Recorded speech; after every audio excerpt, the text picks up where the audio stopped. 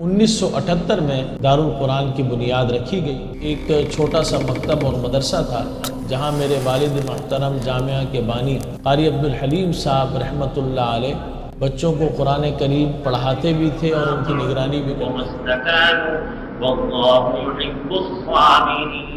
اور آج الحمدللہ آپ کے سامنے یہ ادارہ قائم و دائم ہے۔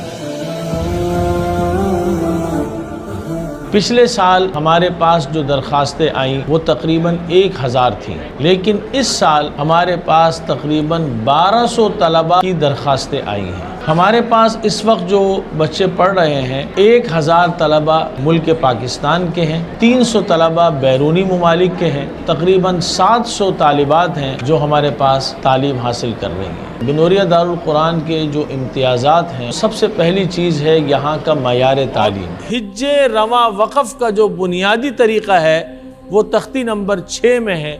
یہاں کے جتنے بھی شعبے ہیں، چاہے قاعدہ ناظرہ ہو، حفظ و گردان ہو، تجوید ہو، قرات عشرہ ہو، اس کا معیار تعلیم نہ صرف ملک پاکستان بلکہ بیرون ممالک کے جو صف اول کے ادارے ہیں اس میں سے ایک معیار تعلیم وہ بنوریا دارالقرآن ہے۔ ایک مسابقہ کراتے ہیں، مسابقہ الشیخ عبدالحلیم، آل کراچی بین الحفاظ طلباء حصہ لیتے ہیں۔ پورے پاکستان کے اندر وہ طلباء جو قرات عشرہ پڑھے ہوئے ہیں ان کا مسابقہ بھی ہوتا ہے۔ یتامی فانکحوا ما طاب لکم من۔ اسی طرح سے بین الاقوامی سطح کے اوپر بھی حفظ قرآن کا مسابقہ ہوتا ہے۔ جو پوزیشنیں آتی ہیں لاکھوں روپے کے انعامات دیے جاتے ہیں۔ ایک کاوش ہماری یہاں یہ بھی ہے کہ جو قرات عشرہ کے طلباء ہیں وہ ہر سال نماز تراویح میں قیام اللیل کے اندر ہر روایت میں قرآن ختم کرتے ہیں۔